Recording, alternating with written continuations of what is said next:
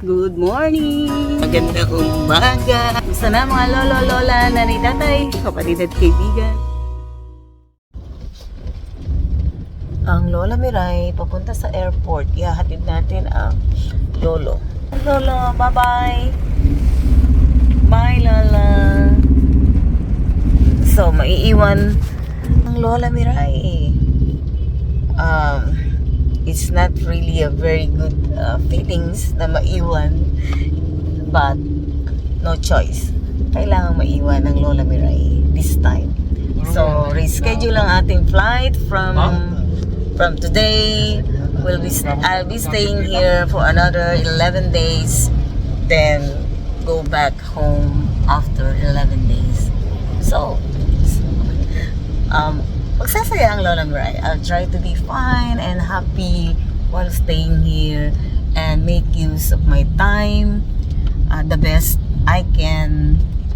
And let's see, sasama kayo ng Lola Miray sa mga susunod na araw sa ating pag-stay dito sa Pilipinas kong mahal. Ano ba yun? Umuulan. Ang ulan ay nagbibigay ng malungkot na pakiramdam sa Lola Miray, especially now na naiwan tayo dito sa Pilipinas. I believe na everything happens for a reason. And for this one, niisip ko na lang na maybe I have to spend more time with my tatay. So mga lolo, mga lola, mga nanay, mga tatay, mga kapatid at kaibigan, tara, samahan ng Lola Miray. First step, tayo ay mag-groceries. Kailangan natin ng mga ibang gamit sa bahay, mga pang-ulam. And for the next 11 days, samahan ang Lola Miray. Masaya ang Lola kasi meron tayong nabili na iba't ibang klase ng bougainvillea.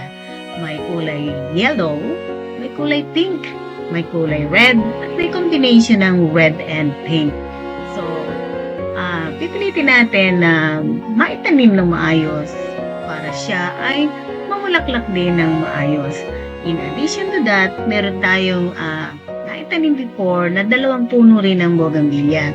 At maraming iba't ibang klaseng halaman na sana tumubo at yumabong sa mga darating na panahon.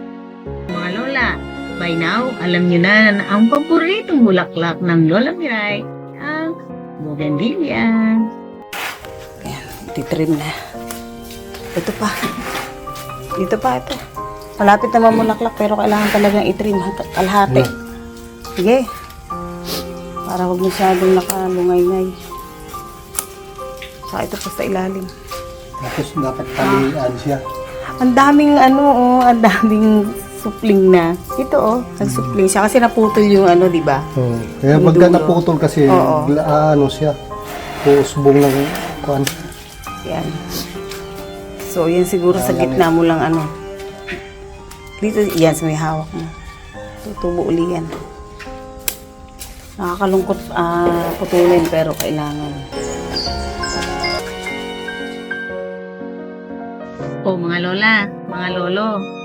Ato na. Ito ang ating fruits of our labor. Talagang ang ganda, di ba? Maliit lang, konti lang ang ating halamanan. Pero nagbigay ng sobrang tuwa sa puso ng Lola Miray. So, umaasa tayo na mabubuhay. At pag-uwi natin, mayabong na siya at magbibigay ng napakaraming bulaklak.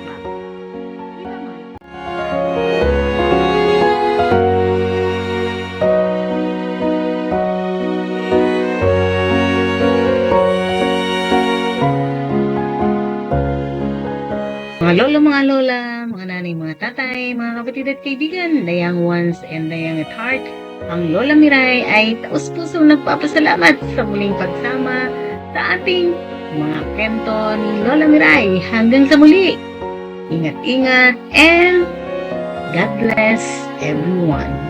Bye!